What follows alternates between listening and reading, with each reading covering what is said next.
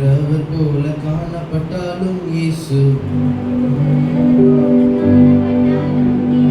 உன் மீது நோக்கமாயுள்ளார். உன் நினைவெல்லாம் அவர் அறிவார்.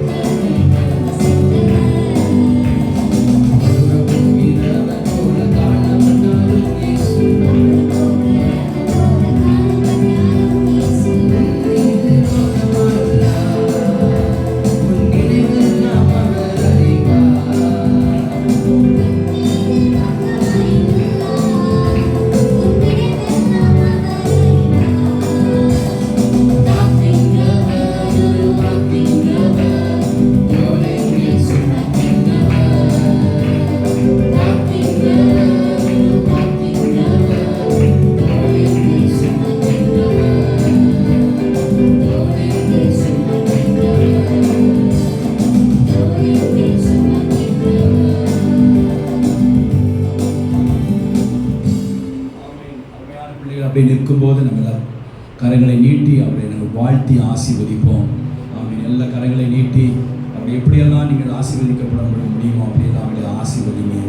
அவர்கள் குடும்பம் புதிய வாழ்க்கைக்குள் பிரவேசித்திருக்கிறார்கள். கர்த்தர் அவர்களை தொட்டு ஆசீர்வதிப்பாராக.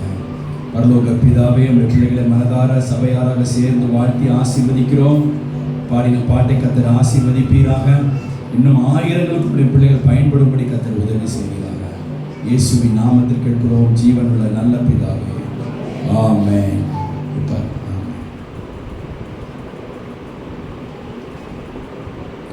ஹல்லேலூயா.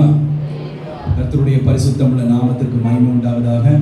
இந்த காலை நேரத்தில் வந்திருக்கிற உங்கள் அனைவருக்கும் ஆண்டவராகிய இயேசுவின் இனிய நாமத்தில் அன்போடு வாழ்த்துக்களை தெரிவித்துக் கொள்கிறேன். கர்த்தர் உங்களை மென்மேலும் ஆசீர்வதிப்பாராக. ஹல்லேலூயா. மத்தியிலே கர்த்தருக்கு அன்பான ஜூடுடைய தகப்பனாரும் தாயார் வந்திருக்கிறீர்கள். உங்களை ஆண்டவராகிய இயேசுவின் இனிய நாமத்தில் அன்போடு வாழ்த்தி வரவேற்கின்றேன்.